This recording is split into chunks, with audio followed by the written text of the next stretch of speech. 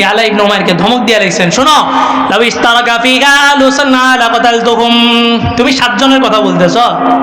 আমি ওমর যদি এই বাচ্চার হত্যার পিছনে পুরা ইয়ামানের রাজধানীর সমস্ত অধিবাসীও যদি জড়িত থাকে, আমি ওমর প্রত্যেকটা সদস্যের ইন্ডিভিজুয়ালি কেসাস বাস্তবায়ন করব। এটা হচ্ছে ইসলাম। এই জন্য মনে রাখবেন, হাদি আমার সংশ্লিষ্ট কেউ না, আপনার সংশ্লিষ্ট কেউ না, কিন্তু হাদি পুরা বাংলাদেশের নিরাপত্তার ভূমিকা পালন করবে। এই হাদির হত্যার বিচার যদি বাস্তবায়ন না করতে পারে, তা আগামীতে যারাই আসুক, এই তরুণ প্রজন্ম জুলাই রেভলিউশনে যারা জান দিছে, যারা জানকে বাজি লাগায় কষ্ট করছে, এই জানকে বাজি লাগায় বিজয় নিয়ে আসছে, তারা কেউ নিরাপদে থাকতে পারবে না। তখন ওনারা বলছিলেন যে আমরা মাত্র 3-4 জন আলেম, আমরা মাত্র 3-4 জন আসছি, আপনারা সেন্টিমেন্ট তৈরি করেন, আমরা কাফের ঘোষণা দিয়ে দিব। তো জনগণের সেন্টিমেন্ট তৈরি করেই যদি সংসদে আইন পাস করতে হয়, ওই সংসদে যাওয়ার দরকারটা কি বেটা? জনগণের সেন্টিমেন্ট তো এখান থেকে তৈরি হবে। বৈষম্য বিরোধী আন্দোলনের এই মাহাদি এবং ওই মেয়েটা, এরা মুক্তি পেয়ে গেছে, আলেম মুক্তি পায়নি। কেন? আলেম তো কোনো দল করে না। ও আমার দল করলেন, আমি ওর জন্য কথা বলবো কেন? আপনারা ইসলাম নিয়ে ক্ষমতায় যাচ্ছেন, তো আপনি ইসলাম করলে আমি আলেম আপনার দল করতে হবে কেন? আমি দলের বাহিরে গিয়েই তো আপনি আমাকে সাপোর্ট করবেন, আমি একজন আলেম। শাইখুল হাদিসকে মসনদ থেকে উঠায় নিয়ে গেছে। আমার বিশ্বাস আকাবেরে দেওবন্দের যারা উত্তরসূরি, আর একটা হচ্ছে পূর্বসূরি, একটা উত্তরসূরি আর একটা পূর্বসূরি, প্রকৃত উত্তরসূরি যদি আজ আমাদের কর্ণধররা যদি বাইচা থাকতেন, তো সেদিনই জিহাদের ঘোষণা দিয়ে দিয়েছিলেন। অথচ কিছুই ছিল না, 24 ঘন্টার একটা আলটিমেটাম যদি ইসলামী দলগুলো দিত, তা আইনুল ইসলাম সাহেব সহ বিক্রমপুরী সাহেবকে 24 ঘন্টা লাগতো না, 1 ঘন্টার মধ্যে ছেড়ে দিতে বাধ্য ছিল। তখন আমার ওস্তাদ ওই পীর সাহেবকে বলছেন, এই যে আন আকিমুদ্দিন, দিন প্রতিষ্ঠা করো, এটার দ্বারা খেলাফত হুকুমতে ইসলামিয়া সর্বপ্রথম এই ভারত উপমহাদেশের মধ্যে এক জালেম ব্যাখ্যা করছে, যে জালেমের কলম থেকে আমার নবী, আমার সাহাবী কেউ নিরাপদ থাকতে পারে নাই। যে জালেম আমার নবীর উপরে কলম ধরছে, যেই জালেম আমার সাহাবীদের উদুল হওয়ার উপরে কলম ধরছে, ওই জালেম সর্বপ্রথম এটার ব্যাখ্যা করছে আন আকিমুদ্দিন মানে খেলাফা প্রতিষ্ঠা করা। অসম্ভব। আন আকিমুদ্দিনের ব্যাখ্যা যদি খেলাফা প্রতিষ্ঠা হইতো, তাহলে নূহ আলাইহিস সালাম, ইব্রাহিম আলাইহিস সালাম, মুসা, ঈসা, ওনারা কোন দিন প্রতিষ্ঠা করছেন? আল্লাহ তো এখানে দিন 2 বার ব্যবহার করছেন, মাঝখানে 4 জন নবীর নাম উল্লেখ করছেন, এমন 4 জন যেই 4 জন খেলাফতে ছিলেন না। মারিফুল কোরআনের মুসান্নিফ আল্লামা শফি সাহেব রহমাতুল্লাহ আলাইহি কসম খেয়ে বলছেন, উনি বলেন আধুনিক বিজ্ঞান যত গ্রহ নক্ষত্র সম্পর্কে যত তথ্য দিছে, ইমাম কুরতুবী রহমাতুল্লাহ আলাইহি কুরতুবীর মধ্যে যে সমস্ত তথ্য দিছেন, তার বাহিরে যে বিজ্ঞান এখন পর্যন্ত একটা তথ্য আবিষ্কার করতে পারে নাই। তার মূল উৎস কি? কোরআন হাদিস। এটা দিয়ে বোম বানায় কারে মারতেছে? আমাদেরকেই মারতেছে, আমাদেরকেই শেষ করা হইতেছে। এই যে টেলিফোন, হযরত ওমরের ঘটনার উপর থেকে টেলিফোন এই নেটওয়ার্ক আবিষ্কার করা হয়েছে। হযরত ওমর মিম্বরে দাঁড়ায় বলছেন, ইয়া সারিয়াতাল জাবাল, ইয়া সারিয়াতা জানিমিল জাবাল, পাহাড়ের উপত্যকায় তোমরা খেয়াল করো, তোমাদের শত্রু বাহিনী কিন্তু পিছনে প্রস্তুত আছে। মুনাফিকরা শুনছে, শুইনা নামাজের পরে কয়, ওমর খুতবার মাঝখান দিয়ে কি বললা? কয় যে আল্লাহ তাআলা ওই যে সারিয়া একটা পাঠাইছি কয়দিন আগে, এটার একটা জিহাদের ময়দানের একটা দৃশ্য আমার সামনে আল্লাহ তাআলা উঠাই দিয়েছে, আমি ওইটা দেখে দেখে তাদেরকে সতর্ক করছি। মুনাফিকরা দৌড় দিয়ে মদিনার বর্ডারে গেছে, হুদুদে মদিনায় যা অপেক্ষা করতেছে ওই কাফেলা কখন আসবে। কাফেলা আসার সাথে সাথে বলে একটা মজার খবর, ওমর তো পাগল হয়ে গেছে। কি হয়েছে? কয় এমনি এমনি ঘটনা। কয় আচ্ছা ঘটনাটা কি গত সপ্তাহ শুক্রবার জুমার সময়ের ঘটনা? কেন? কয় যে শুক্রবার জুমার সময় আমরা খেয়াল করছি, আমরা যখন নামাজে দাঁড়াইতেছিলাম, গগন বিদারী চতুর্দিক থেকে একটা আওয়াজ উচ্চারিত হয়েছে, ইয়া সারিয়াতাল জাবাল, ইয়া সারিয়াতা জানিমিল জাবাল, আমিরুল মুমিনিন হযরত ওমরের কণ্ঠেই উচ্চারিত হয়েছে। আমরা সাথে সাথে নামাজের প্রস্তুতি না নিয়ে শত্রু বাহিনীর উপর হামলা করার জন্য প্রস্তুতি নিছি। এই কারণেই আল্লাহ তাআলা সেদিন আমাদেরকে বিজয় দান করছেন। তথ্য আবিষ্কার করে আবার কি বের করছে? নেটওয়ার্ক। এখান থেকে কল দিচ্ছেন, কিসের মাধ্যমে গেছে? বাতাস।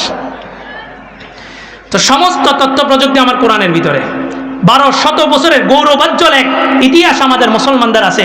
এত বড় সাম্রাজ্য ছিল যে মুসলমানদের সাম্রাজ্যের ভিতরেই সূর্য উঠতো, আবার মুসলমানদের সাম্রাজ্যের ভিতরেই সূর্য ডুবতো। এত বড় এক সাম্রাজ্য আমাদের ছিল। বাচ্চা ফয়সাল শহীদ, যাকে শহীদ করা হয়েছে, তৎকালীন সময় চাইলে খেলাফতে ওসমানী অটোম্যান যখন শেষ হইতেছিল, শেষের দিকে চাইলে সে একজন একটা ভূমিকা রাখতে পারতো। এমন এক ব্যক্তিত্ব তার ছিল যে পুরা পৃথিবীর মুসলমানরা তার নেতৃত্ব মেনে নিত। কিন্তু তৎকালীন সময় ষড়যন্ত্র করে তাকে কি করে দিছে? শেষ করে দিছে। খেলাফা পতনের 100 বছর, 102 বছর চলতেছে, 101 বছর চলতেছে। 100 বছরের ভিতরে যেখানে সকাল বিকাল রাত দিন 24 ঘন্টা গণতন্ত্র চর্চা করা হয়, সকালে রুটির সাথেও গণতন্ত্র, দুপুরে ডিনার লাঞ্চ সবকিছুর মধ্যে গণতন্ত্র খাওয়া হয়, ওই রাষ্ট্রের রিপোর্ট বের হয়েছে প্রতি সেকেন্ডে 3 জন নারী ধর্ষিত হইতেছে। এই গণতন্ত্র কখনো কোনোদিন কাউকে মুক্তি দিতে পারে না। এটা সবচেয়ে জ্বলন্ত উদাহরণ। এই নিকোলাস মাদুরোকে উঠে যে নিয়ে গেছে, এটা এক সমস্ত গণতন্ত্র পূজারীদের মুখের উপর একটা চপের আঘাত। কিন্তু কে শিক্ষা অর্জন করবে? একটা স্বাধীন রাষ্ট্র থেকে রাষ্ট্রপতিকে তার স্ত্রী সহ উঠে নিয়ে গেছে। এই দিল্লি স্টার সহ সমস্ত পত্রিকাগুলোর মধ্যে আসছে ক্যাপচার। অ্যারেস্ট শব্দটা ব্যবহার করে নাই। অ্যারেস্ট শব্দটা ব্যবহার করে কোথায়? যখন আইনি কানুনের ভিত্তিতে কাউকে ধরা হয়, তখন সেখানে ব্যবহার করা হয় কি? অ্যারেস্ট। কিন্তু আইন কানুনকে যারা নিয়ম বানাইছে, গণতন্ত্র যারা তৈরি করছে, তারা তাদের গণতন্ত্র for the people, of the people, by the people, তিনটার উপরে গভর্নমেন্টের ক্ষমতা সরাইয়া দিয়া তারা নিজেরা হস্তক্ষেপ করে উঠায় নিয়ে আসে। তাদের 5-8 দিল্লি স্টার গোলাম, এরা লেখছে ক্যাপচার। ক্যাপচার মানে ধরে নিয়ে আসছে। আইনের তোয়াক্কা না করে যেটা ধরা হয় ওটাকে কি বলা হয়? ক্যাপচার। আর আইনকে অনুসরণ করে যেটা ধরা হয় ওটাকে বলা হয় অ্যারেস্ট। ক্যাপচার করে নিয়ে গেছে। 100 বছর গণতন্ত্র যেখানে শুরু হয়েছে, যেখানে আব্রাহাম লিঙ্কনের শুরু, সেখানে রিপোর্ট প্রতি সেকেন্ডে 3 জন নারী ধর্ষণের শিকার হইতেছে। ওই গণতন্ত্র তোমাকে মুক্তি দিবে? 1200 বছরের এক খেলাফতের ইতিহাস তোমার সামনে রাখা আছে, তুমি ওইটাকে ছুঁড়ে পালাই দিছো।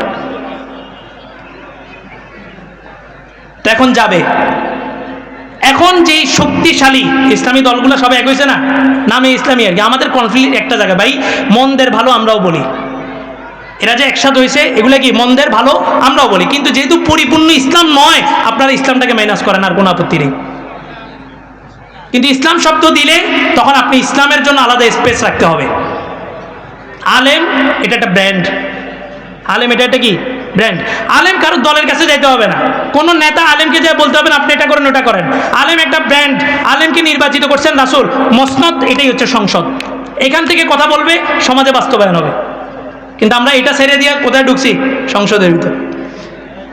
এই মসনদকে যদি আমরা গোছাইতে পারি, পুরা দেশের সমস্ত ইমামরা আলেমরা যদি আমরা যদি মসনদকে নিজেদের হাতে রাখতে পারি, সংসদে যাওয়ার প্রয়োজন হবে না। আর এই মসনদকে হাতছাড়া করে দিয়ে সমস্ত আলেম একসাথে মসনদে গেল, সংসদে গেলেও কি কায়েম হবে না? ইসলাম কায়েম হবে না। সংসদে যাওয়ার পরেই কি ইসলাম প্রতিষ্ঠা হয়ে যাবে, নাকি জনগণের আন্দোলন লাগবে? জনগণের ভিতরে একটা সেন্টিমেন্ট তৈরি করতে হবে যে আমরা এই আইনটা পাশ করতে চাইতেছি, ওই আইনটা পাশ করতে চাইতেছি।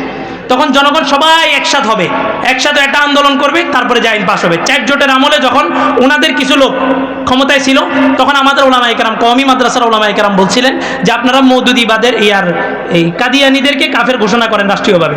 তখন ওনারা বলছিলেন যে আমরা মাত্র 3-4 জন আলেম, আমরা মাত্র 3-4 জন আসছি, আপনারা সেন্টিমেন্ট তৈরি করেন, আমরা কাফের ঘোষণা দিয়ে দিব। তো জনগণের সেন্টিমেন্ট তৈরি করেই যদি সংসদে আইন পাশ করতে হয়, সংসদে যাওয়ার দরকারটা কি বেটা? জনগণের সেন্টিমেন্ট এখান থেকে তৈরি হবে। এই সেন্টিমেন্ট তৈরি করতে কি সংসদে যাওয়া লাগবে?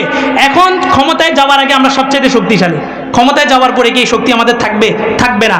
এখন সর্বোচ্চ শক্তিশালী, সর্বোচ্চ শিক্ষা বিদ্যাপীঠ, সর্বোচ্চ সম্মানের আসন একজন শাইখুল হাদিসকে হাদিসের কিতাব, হাদিসের দরস, বুখারী শরীফ দরস দিতেছে, এই দরস থেকে উঠে নিয়ে গেছে। কোনো ইসলামী দলের কোনো বিবৃতি নেই। এরা সংসদে যে আমাদের জন্য কাজ করবে, বৈষম্য বিরোধী আন্দোলনের এই মাহাদি এবং ওই মেয়েটা, এরা মুক্তি পেয়ে গেছে। আলেম মুক্তি পায়নি কেন? আলেম তো কোনো দল করে না। ও আমার দল করলেন, আমি ওর জন্য কথা বলবো কেন? আপনি না ইসলাম নিয়ে ক্ষমতায় যাচ্ছেন, তা আপনি ইসলাম করলে আমি আলেম আপনার দল করতে হবে কেন? আমি দলের বাহিরে গিয়েই তো আপনি আমাকে সাপোর্ট করবেন। আমি একজন আলেম, শাইখুল হাদিসকে মসনদ থেকে উঠায় নিয়ে গেছে। আমার বিশ্বাস আকাবেরে দেওবন্দের যারা উত্তরসূরি, আর একটা হচ্ছে পূর্বসূরি, একটা উত্তরসূরি আর একটা পূর্বসূরি। প্রকৃত উত্তরসূরি যদি আজ আমাদের কর্ণধররা যদি বাইচা থাকতেন, তো সেদিনই জিহাদের ঘোষণা দিয়ে দিয়েছিলেন। অথচ কিছুই ছিল না, 24 ঘন্টার একটা আলটিমেটাম যদি ইসলামী দলগুলো দিত, তা আইনুল ইসলাম সাহেব সহ বিক্রমপুরী সাহেবকে 24 ঘন্টা লাগতো না, 1 ঘন্টার মধ্যে ছেড়ে দিতে বাধ্য ছিল। প্রশাসন এখন যতটা দুর্বল, প্রশাসন ক্ষমতায় বসার পরে কি এরকম দুর্বলতা থাকবে? এই দুর্বলতায় সবার সুযোগ নিছে, শুধুই মাত্র আমি ইসলাম কি হয়ে গেছি? মাজলুম হয়ে গেছি। হাদি হত্যার বিচার আমি মিশন বানায় নিছি, যেখানে যাবো ওখানেই বলে আসবো। হযরত ওমরের একটা ঘটনা বলে আলোচনার ইতি টানতেছে। হযরত ওমরের যুগে একটা বাচ্চার হত্যা হয়েছে। আচ্ছা, হযরত ওমরের যুগে একটা বাচ্চাকে শহীদ করা হয়েছে, কুতিলা গোলামান, একদম ছোট্ট বাচ্চা। ঘটনা কি ছিল? ওই বাচ্চার মা পরকীয়ায় জড়িত ছিল। এই বাচ্চাকে পরকীয়া টিকানোর জন্য, পরকীয়া স্বামীকে টিকানোর জন্য এই বাচ্চাকে কি করছে? হত্যা করছে। ইয়ালা ইবনে উমাইর ওই অঞ্চলের গভর্নর ছিলেন। উনি চিঠি লিখলেন, হযরত ওমর বললেন যে 7 জনের একটা টিম গঠন করো, এটাকে বলা হয় দুদক, মানে দুর্নীতি দমন কমিশন। আমাদের বাংলাদেশে আছে না দুর্নীতি দমন কমিশন? নাই। দুর্নীতি বন্ধ আছে? নাই, হবে না, কোশ্চিন কালেও হবে না। এটা আল্লাহকে চ্যালেঞ্জ করছে একজন। গণতন্ত্র যারা প্রতিষ্ঠিত করতেছে এরা গণতন্ত্র প্রতিষ্ঠিত করতেছে না, এরা আল্লাহকে চ্যালেঞ্জ করছে, দেখেন কোরআন বাদ দিয়েও আমরা শান্তি প্রতিষ্ঠা করতে পারি। আল্লাহ বলছে কেমনে করো দেখি। বর্ডারের ইয়াবা বন্ধই করতে পারে নাই। খাদ্য মন্ত্রণালয় আছে না, নিরাপদ খাদ্য মন্ত্রণালয়, আমাদের ফেনীতে একটা বৈঠক করছেন ওনারা নিরুপায় হয়ে আমাদের ইমামদেরকে ডাকছেন, মানে যত চেষ্টা চালাইতেছে হয় না। তো ডাকছে ইসলামিক ফাউন্ডেশনের ইয়াতে, সব ইমামরা ওখানে একসাথে হয়েছেন।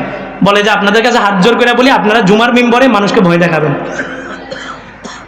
কি ভয় দেখামু? খাদ্যের জন্য ভেজাল না লাগায়।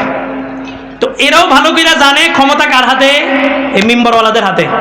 এই প্রশাসনও ভালো করে জানে ক্ষমতা কার হাতে, মিম্বরওয়ালাদের হাতে। এই জন্য তো নির্বাচন আগে দিয়ে টুপি লাগায়, এই জন্য নির্বাচন আগে দিয়ে হুজুরদের কাছে দোয়া চাইতে যায়, কারণ তারা জানে হুজুরদের এক বক্তব্যে এই জনগণের সেন্টিমেন্ট পাল্টাই দেবো।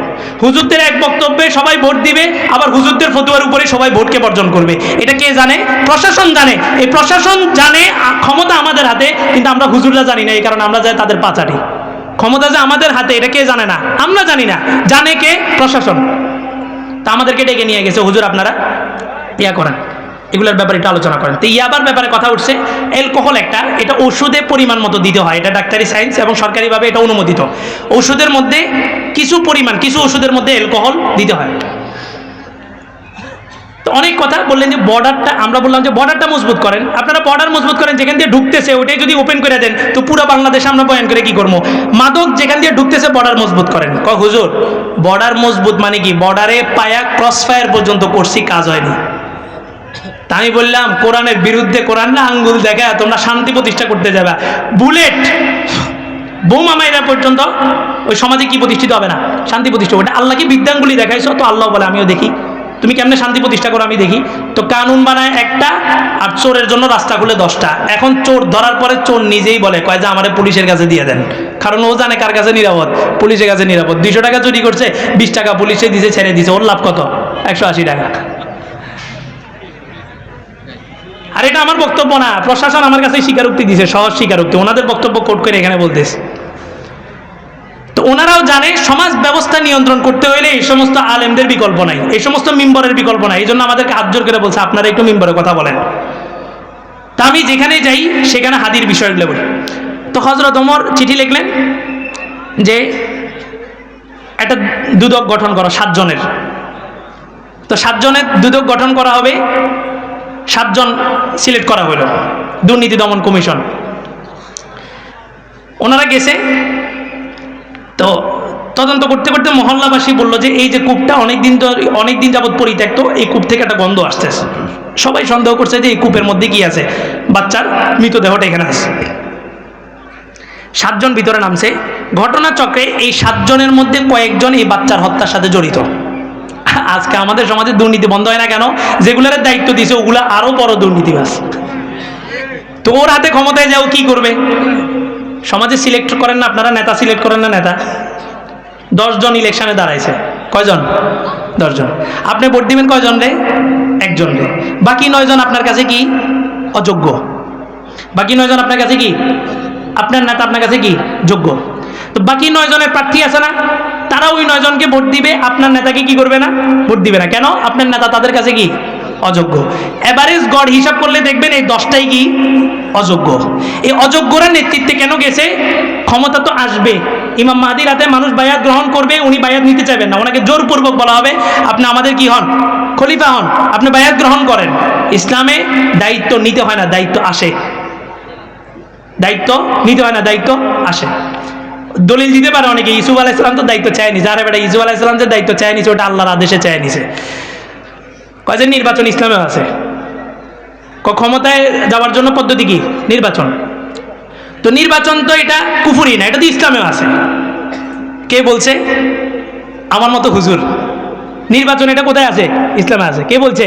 আমার মতো হুজুর।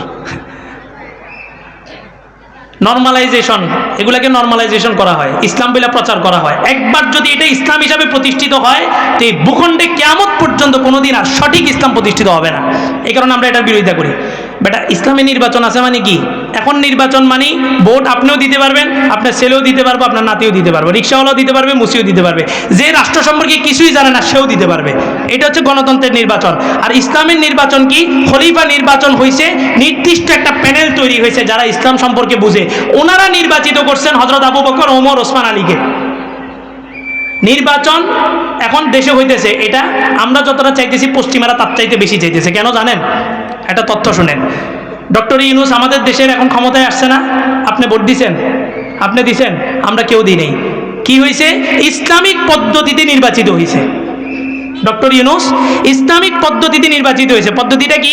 নির্দিষ্ট একটা প্যানেল যারা তৎকালীন সময় পরিস্থিতি, জনগণের সেন্টিমেন্ট, জুলাই রেভলিউশনে তাদের ভূমিকা যাদের ছিল, তারা গুণী মানুষ সবাই একটা প্যানেল তৈরি করে তারপরে ডক্টর ইউনূসকে নির্বাচিত করছে। পশ্চিমার মাথা খারাপ হয়েছে এই জায়গায়। কিরে নির্বাচনের পদ্ধতি তো পাল্টাই যেতেছে। এখন কিছু কিছু মানুষ দাবি উঠাইছে যে ভোটার অন্তত 40 বছর হওয়া দরকার। তো কয় যে নির্বাচন ইসলামেও আছে। ইসলামের নির্বাচন আর গণতন্ত্রের নির্বাচন এক না। তো হযরত ওমর 7 জনের টিম নিযুক্ত করছেন। ওরা যখন নিচে নামছে তো 4 জন, মনে করেন 7 জনের ভিতরে 4 জনই হচ্ছে হত্যার সাথে জড়িত, বাকি 3 জন আর কি করবে? সংখ্যা যেহেতু বেশি, টাকা টুকা দিয়ে সবাই কি হয়ে গেছে? এক হয়ে গেছে। এজন্য বলি সংসদে 250টা ঢুকছে গাঁজাখোর, ওখানে 50 জন ইসলামিক লোক যদি ঢুকে এগুলা গাঁজাখোর হয়ে বের হইব, বাকি 250টারে পরিবর্তন করতে পারবেন। এটাই ইতিহাস, এটাই জমিনের ইতিহাস। কয়েছে তাহলে কেমনে কায়েম করবো? তো পাশের রাষ্ট্র আফগান দেখায় দিছে 1400 বছর পরে কেমনে কায়েম করতে হবে। আমরা কি জিহাদ করুন? কে বলছে জিহাদ করতে? দাওয়াত দেন, আপনি নিজে দিন প্রতিষ্ঠা করেন, মানুষের ভিতরে দিন প্রতিষ্ঠা করেন। মসনদে সংসদের দিন ততদিন পর্যন্ত প্রতিষ্ঠিত হবে না যতদিন পর্যন্ত এই জনগণের সেন্টিমেন্ট আপনি তৈরি করতে পারবেন না। এই জনগণকে ইসলাম দিয়া মূলা ধরাইয়া দিয়ে সংসদে যাবেন, যাওয়ার পরে যখন ইসলাম বাস্তবায়ন করতে পারবেন না, তো মনে রেখেন এগুলাই আপনাদের জুতার বাড়ি দিয়ে আবার নামাবে। এখন টুপি লাগায়, নামাজ পড়ে, মদিনা সনদ চাই, এ সনদ চাই, ওই সনদ চাই। এই 7 জন গেছে, তা 4 জন হচ্ছে খুনি, বাকি 3 জন আর কি করবো? 3 জনে দিয়া শেষ করে দিছে, ক্যাট করে দিছে। তা 250 জন হচ্ছে গাঞ্জাখোর, ইরঞ্জি সব যাবে, আর আপনি 50 জন ইসলামিক স্কলার। বাইতুল মোকাররমের বললাম না বয়ানের শুরুতে, বাইতুল মোকাররমের খতিবকেও যদি এই সিস্টেমের মধ্যে ঢুকানো হয়, উনিও হাত বান্দা, এটা মানতে বাধ্য। যেটা ডক্টর আফমা খালিদ সাহেবকে দিয়ে একদম চাক্ষুষ সবাইকে দেখায় দিছে। পারে নাই, পারবে না। আন আকিমুদ্দিন কি সংসদে না নিজের ব্যক্তি জীবনে? বলেন, দিন প্রথম কোথায়? আপনার 6 তলায় উঠতে হলে নিচতলা, দোতলা, 3 তলা, 4র্থ তলা, 5ম সবগুলো পার করে 6 তলায় যেতে হবে। সংসদ কখন? প্রথম হচ্ছে ইসলাম কোথায়? ব্যক্তি জীবনে, তারপরে পারিবারিক জীবনে, তারপরে সামাজিক, তারপর রাষ্ট্রীয়, তারপর আন্তর্জাতিক, তারপরে হচ্ছে চালিকা শক্তি অর্থনৈতিক। এই 6টা সেক্টরে ইসলাম প্রতিষ্ঠা হবে এই সিরিয়াল অনুযায়ী। আপনার দাড়ি নেই, আপনি এসে বলেন আমি ইসলাম কায়েম করব। তখন আমার ওস্তাদ ওই পীর সাহেবকে বলছেন, এই যে আন আকিমুদ্দিন, দিন প্রতিষ্ঠা করো, এটার দ্বারা খেলাফত, হুকুমতে ইসলামিয়া সর্বপ্রথম এই ভারত উপমহাদেশের মধ্যে এক জালেম ব্যাখ্যা করছে, যে জালেমের কলম থেকে আমার নবী, আমার সাহাবী কেউ নিরাপদ থাকতে পারে নাই। যে জালেম আমার নবীর উপরে কলম ধরছে, যেই জালেম আমার ইসমাতের, আমার সাহাবীদের উদুল হওয়ার উপরে কলম ধরছে, ওই জালেম সর্বপ্রথম এটার ব্যাখ্যা করছে আন আকিমুদ্দিন মানে খেলাফা প্রতিষ্ঠা করা। অসম্ভব। আন আকিমুদ্দিনের ব্যাখ্যা যদি খেলাফা প্রতিষ্ঠা হইতো, তাহলে নূহ আলাইহিস সালাম, ইব্রাহিম আলাইহিস সালাম, মুসা, ঈসা, ওনারা কোন দিন প্রতিষ্ঠা করছেন? আল্লাহ তো এখানে দিন 2 বার ব্যবহার করছেন, মাঝখানে 4 জন নবীর নাম উল্লেখ করছেন, এমন 4 জন যেই 4 জন খেলাফতে ছিলেন না। মুসা আলাইহিস সালাম পুরা কমকে নিয়ে ফেরাউন থেকে মুক্তি পেয়ে গেছেন না? ফেরাউনের চেলা চামুন্ডা যা আছে সব আল্লাহ একসাথে শেষ করছে। আল্লাহ যখন কোনো জালেমকে ধরে, আপ টু বাটন, তৃণমূল পর্যন্ত সব শেষ করে দেয়। স্বৈরাচারী ফেসিস্টকে ধরছে, কি খালি সরকার বিতাড়িত হয়েছে না, জায়গায় জায়গায় পাতি নেতাগুলোও মেরে গেছে। এখন আবার কিছু সুশীল, হ্যাঁ, একজন জেলখানায় গেছে, তার বিবি আত্মহত্যা করছে। সুশীলদের মায়া কান্না। 2 জন আলেম যে জেলে বন্দি হয়ে গেছে, 2 জন আলেমের পরিবার কেমনে চলতেছে ওটা কারো মাথায় আছে?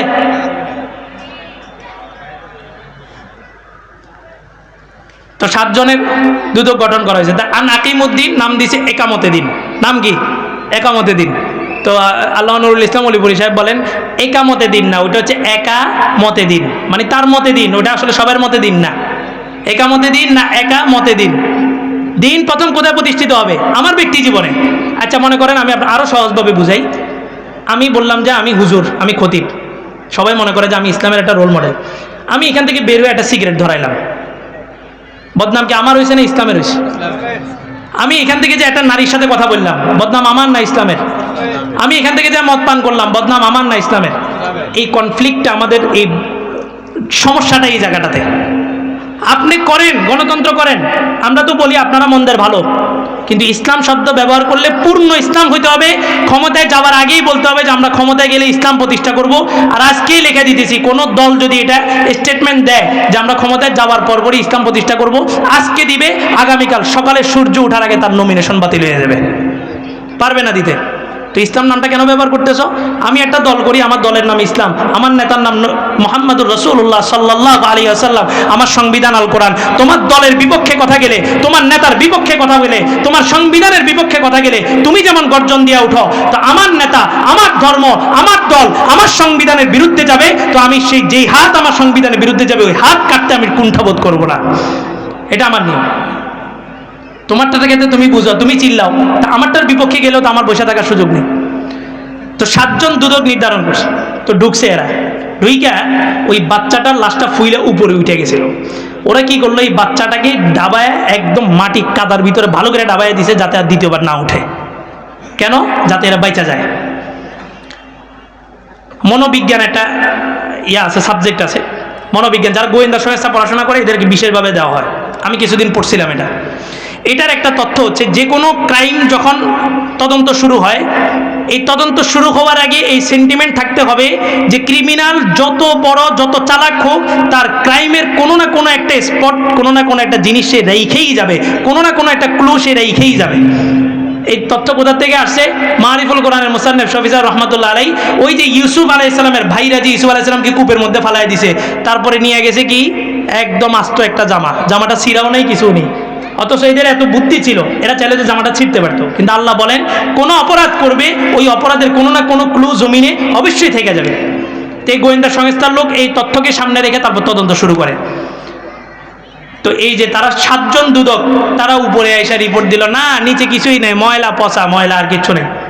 লাশটাও নিচে ডাবায় দিল, দুর্গন্ধও চলে গেল, ধরার আর কোনো সুযোগ নেই। আল্লাহ তাআলা ইয়ালা ইবনে উমাইরকে স্বপ্ন দেখাইছে যে শোনো, ওই বাচ্চাকে তারা নিচে ডাবায় দিয়েছে, ওই বাচ্চার লাশটা তাড়াতাড়ি বের করো। ইয়ালা ইবনে উমাইর পরের দিন আরেকটা দুদক গঠন করে ওই বাচ্চার লাশ উঠাইছে। এই 7 জনের ব্যাপারে কি করবে, হযরত ওমর কাছে চিঠি লিখছে। হযরত ওমর পিছন দিয়ে লিখে দিয়েছে, কিসাস ওয়ালাকুম ফিল কিসাসি হায়াতুন ইয়া উলিল আলবাব। আল্লাহ বলছেন তোমরা কিসাস বাস্তবায়ন করো, কিসাসের মধ্যেই তোমাদের হায়াত আছে। 13 সালের শাপলা চত্বরে যতগুলো আলেমকে হত্যা করা হয়েছে, এই হত্যার সুষ্ঠু বিচার যদি হইতো, তো 21 সালে আইসা মধু বিরোধী আন্দোলনে এতগুলো মানুষ শহীদ হইতো না, 24-এর রেভলিউশনে আইসা এতগুলো মানুষ শহীদ হইতো না, যদি 13 সালের আন্দোলনের সঠিক বিচার করা হইতো। এটাই হচ্ছে কেসাস। একটা কেসাস বাস্তবায়ন করেন, বাংলার জমিন থেকে হত্যা চিরতরে গিয়ে যাবে, মুছে যাবে। তো হযরত ওমর পিছন দিয়ে লিখছেন কেসাস। ইয়ালা ইবনে উমাইর আবার চিঠি লিখছেন, কয় যে আমি মাত্র বসছি, এখনো তো ক্ষমতায় পরিপূর্ণ যাইতে পারিনি। আমাদের ইসলামী দলের একজন বক্তব্য দিচ্ছেন, আসলে ইসলামকে হুট করে কি প্রতিষ্ঠা করা যায় না, এটা আস্তে আস্তে। ইসলামকে বিজয় করতে হবে কিসে? আস্তে আস্তে। আচ্ছা, ইসলামকে পরাজিত কোনো শক্তি? ইসলাম পরাজিত কোনো শক্তি? কয়ে 100 বছর আগে ইসলামের পতন হয়েছে। 100 বছর আগে খেলাফার পতন হয় নাই, ইসলামেরও পতন হয় নাই, মুসলমানদের পতন হয়েছে। আল্লাহ রাসূল বলেন, আল ইসলামু ইয়ালু ওয়ালা ইউলা, ইসলাম সব সময় চির উন্নত। ইসলাম কারো কাদের উপরে ভর করে উপরে উঠতে হবে, এত ভিখারি ইসলাম হয় নাই। তো ইয়ালা ইবনে উমাইর লিখছে, আমি মাত্র বসছি, এখনই যদি 7 জনের ব্যাপারে কেসাস বাস্তবায়ন করি, ক্ষমতাটা একটু গিয়ে যাবে, নড়বড়ে যাবে। ইয়ালা ইবনে উমাইর লিখছে যে আপনি তাদেরকে শক্ত কঠিন কোনো শাস্তি দিয়া কেসাসটা মাফ করেন। চিঠি মদিনায় গেছে, হযরত ওমর চিঠিটা নিছেন,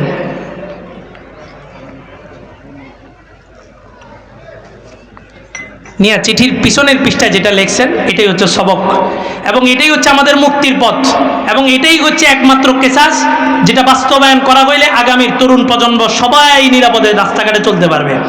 আর এই কেসাস যতদিন বাস্তবায়ন না হবে, ক্ষমতায় যেই আসুক ক্ষমতার রদবদল হবে। এই সিস্টেম, এটা হচ্ছে জালেম সিস্টেম। এই জালেম সিস্টেম কোনোদিন কোনো প্রতিবাদী কণ্ঠকে উপরে উঠতে দিবে না, স্তব্ধ করে দিবে, হয়তো গুম করার মাধ্যমে আর না হয় খুন করার মাধ্যমে। এটা বিগত সময় হয়ে আসতেছে, সামনেও হবে। কারণ কি? এই সিস্টেমটাই এটা করে।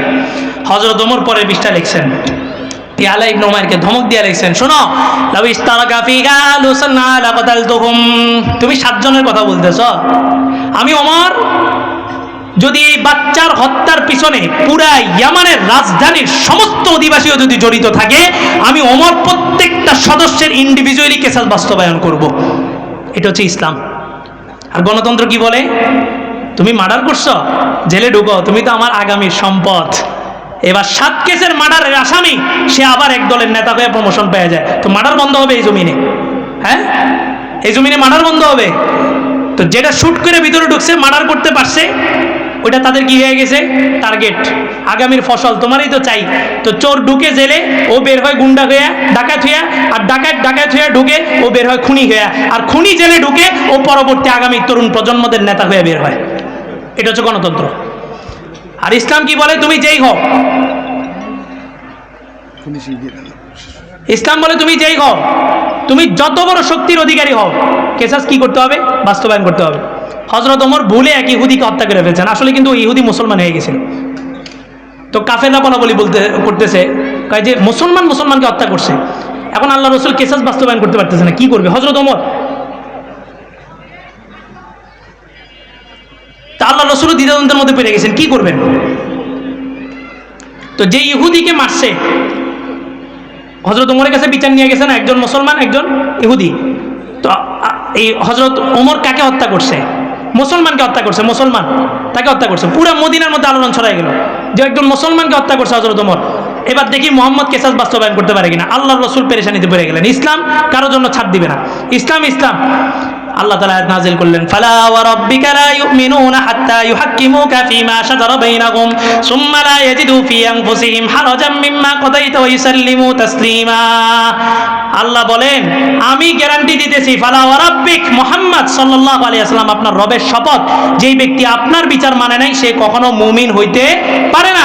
সে আপনার বিচার মানে নাই মানে কাফের। আর ওমর যাকে হত্যা করছে সে নামে পরিচয় মুসলমান হইলো, আদতে সে একজন কি হয়ে গেছে? কাফের হয়ে গেছে। কোনো সমস্যা নাই, কাফেরকে হত্যা করছে। এই জন্য মনে রাখবেন, হাদি আমার সংশ্লিষ্ট কেউ না, আপনার সংশ্লিষ্ট কেউ না, কিন্তু হাদি পুরা বাংলাদেশের নিরাপত্তার ভূমিকা পালন করবে। এই হাদির হত্যার বিচার যদি বাস্তবায়ন না করতে পারে, তা আগামীতে যারাই আসুক, এই তরুণ প্রজন্ম জুলাই রেভলিউশনে যারা জান দিছে, যারা জানকে বাজি লাগায় কষ্ট করছে, এই জানকে বাজি লাগায় বিজয় নিয়ে আসছে, তারা কেউ নিরাপদে থাকতে পারবে না। এই জন্য মিশন একটাই, ওখান থেকে ফোকাস কখনোই দূরে সরানো যাবে না। আর এই সমস্ত পরিস্থিতিগুলো মোকাবেলা করার জন্য শক্তি 2টা লাগবে, একটা হচ্ছে জনসমাগম, আর একটা হচ্ছে আধ্যাত্মিক শক্তি। তাআল্লুক মা আল্লাহ, আল্লাহর সাথে সম্পর্ক কইরা ওই শক্তি অর্জন করে তারপরে চলতে হবে। অনেকগুলো বিক্ষিপ্ত আলোচনা করছি। আল্লাহ তাআলা কথাগুলা সর্বপ্রথম আমাকে আমল করার এবং শূন্যওয়ালা আপনাদের সকলকে আমল করার তৌফিক দান করুন। ওয়া আখিরু দাওয়ানা আনিল হামদুলিল্লাহি রাব্বিল আলামিন।